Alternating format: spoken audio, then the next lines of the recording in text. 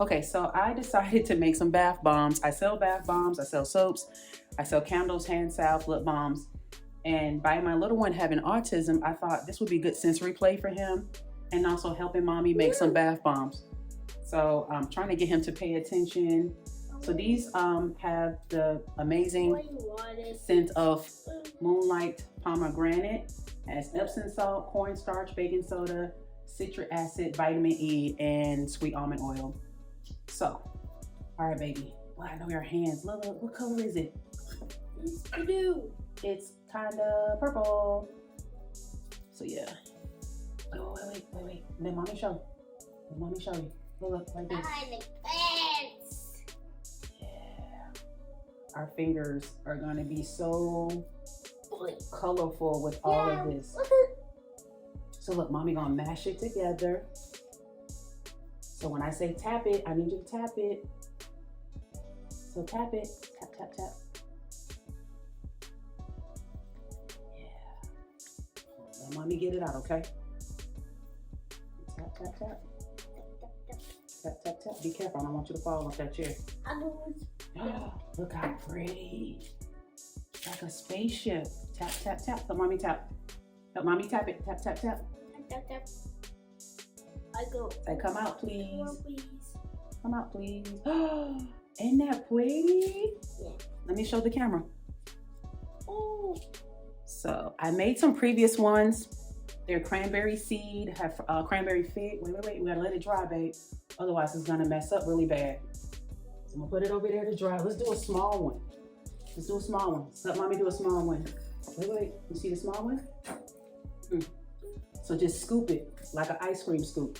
Scoop it a lot, just like that. Scoop it. Perfect. Wait. We don't want to make a mess. We're gonna scoop this one. We need a lot more. Keep your hands over here. Ice cream. Yeah. Ice cream? It looks like ice cream? Yes. Yep, it kind of does. So my little one says it looks like ice cream. It kind of does when you see it at the ice cream shop. Wait. Be careful. We don't want to make a mess in the kitchen. Look. Tap, tap, tap, please. Tap, please. Ooh. We'll turn it upside down. Tap, tap, tap, please. Tap, please. Look. Let's put the other one. Okay, so let's hurry make the other one. Okay, so I finally finished making the rest of the moonlight pomegranate bath bombs with my little one. He got tired after making two. He was like, I don't want to make any more purple ice cream. I'm like, okay.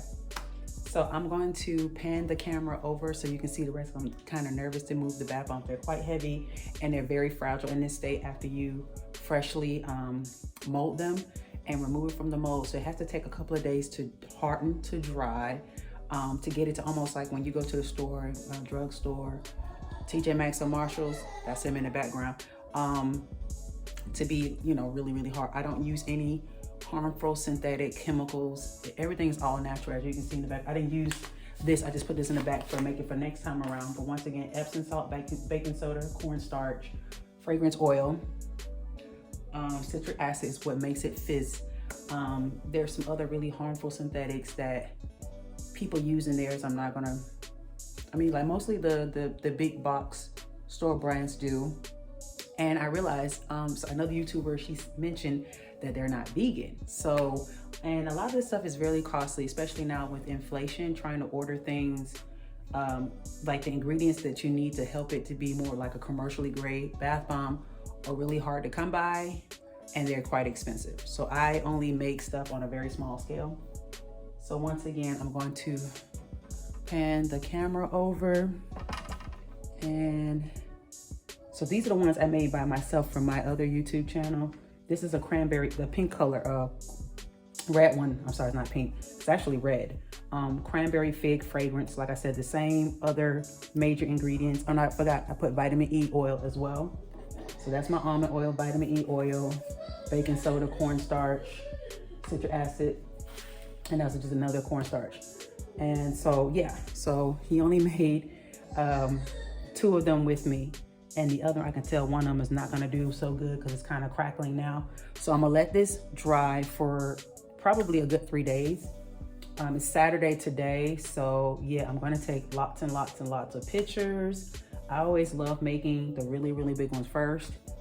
And all I'm gonna do is just put it in some saran wrap and then tape it, like twist it up and then tape it and just put a label on it and just say what it is. So it's super fun to drop in the bathtub. So yeah, like I said, I'm gonna definitely make some for my oldest son. He probably won't have these scents because he'll be like, Mom, that smells like Bath and Body Works. But I love Bath and Body Works, so yeah. So yeah, I'm proud of how these come out. It took me years to figure out a recipe. Here's my recipe book to figure out which ones work, the measurements. Oh, and another thing for the purple ones, I used food coloring, and I'm gonna show the box. So got this from Walmart. I just mixed the blue with the red, but they turned more blue. And I was trying to get it equal measurements, but it came out more blue. So I do have some mica, and it's natural. I got this from Brambleberry with my soap making and candle making supplies. And you can use it in bath bombs. So I had to put a lot of this to make it this color because it was still more blue. But in comparison with the cranberry color ones, you can see it's more like a deep, deep indigo purple-ish color. But you can see, you know, by me mixing the food coloring. But I wanted something more natural. So micas are natural pigments from the earth. And this wasn't all that expensive, thank goodness. So I might do a demo of some. I just have to make a really, really small one to demo, and yeah. So it was fun making it with my kiddo. I didn't think he'd have the patience because his attention span is quite short to do it. So he just loved mashing his hands in it, and the consistency feels like wet sand, like on the beach or what have you. So I thought he would make a huge mess because, yeah, I just assumed that he just would, and he didn't. So it was really calming to him. So he was like, I just want more. I forgot to mention one more thing. So I made a couple of other bath bombs more than a month ago now. And the very first ones I made were the fresh snow. This is how I package it, like so far. Just like I said, just some basic saran wrap and some tape. So I don't know what fresh snow smells like I've ever seen snow in the South, but it doesn't smell like this. This smells really good. That's just the fragrance calls, fresh snow. And I just chose to keep it white, and it looks like a huge snowball. And then this one has lavender bloom is the name of my tape keep coming off, is the name of the scent for this one. So this one I used the lavender mica just by itself. So you can see the comparison. I'm gonna put this down. The comparison. Actually pan the camera down. Like I said, these are kind of fragile, so I want to be careful. So you see the lavender, this is just lavender mica by itself. Look how light in color that is. I know it's kind of like a glare because of the saran wrap. And then you have this with the red and blue, which is supposed to make purple, but it made it more blue, like an indigo color blue, in comparison to, like I said, they're a glare, comparison to just the lavender mica. So I figured, let me do something a little bit different. I love experimenting with color. Color theory is my thing. It just is. So once these harden, I will be able to saran wrap those, package those, put a label on it. Like I mentioned before, like I said, I went in my storage closet and I was like, wait, I have these, because I was trying to move those out the way to make room for these to dry. And another thing is to definitely try to make bath bombs in the lowest humidity possible.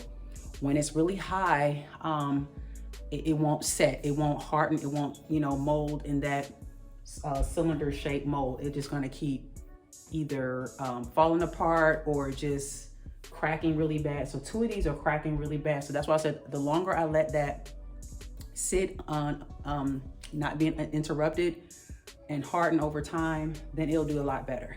So I looked at my thermostat on the wall over here, as you can see in the little corner. It's like 61% humidity, and it's like 60 degrees in November in Georgia. So I'm not happy. Normally it's supposed to be way colder than this in the beginning of November, so it's not.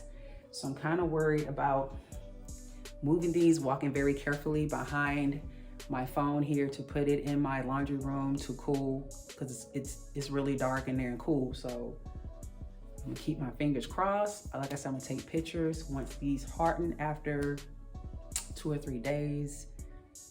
Yeah, it's just been a lot. I feel at peace when I'm making something. And I'm not really good with my hands. I'm not really good at, making things from scratch. I don't like using other people's recipes because that's something they created. I want something I have created on my own. So it's just pretty much trial and error. Looking around my kitchen, there's some other stuff, trial and error to do. I'm so pleased. Like, you have no idea how many years it took for me to get close to making freaking bath bombs. They were never easy to make. I don't know what I was doing wrong. I guess it was the time of the year. I guess the humidity in the air. I didn't know that played a factor until recently, after doing and reading some other things online and listening to other YouTubers, depending on where you live, when you make it, how much stuff you put in it. And I know a lot of the ingredients that I mentioned before that has a lot of synthetic chemicals in it is supposed to help it harden. But for me and for my little one with his autism and a lot of chemicals, and we being vegan, I didn't feel good about using things that doesn't resonate with our lifestyle, things I know that might cause him great harm in the future. So I have to be mindful of what I buy, I have to be mindful of what I use. So I try to buy as much close to natural products as possible. If I can't buy them, then I will make them. And just like I said, trial and error, trial and error. I try to make myself some homemade toothpaste and deodorant. That didn't turn out too well. So it's hard finding like natural preservatives and things because one, is costly, and it has, they're not always vegan. So it derives from all kind of funky things, or they're not sustainably produced. So I deal with a lot when it comes to reading the labels, reading the ingredients, doing research. So yeah, so thank you.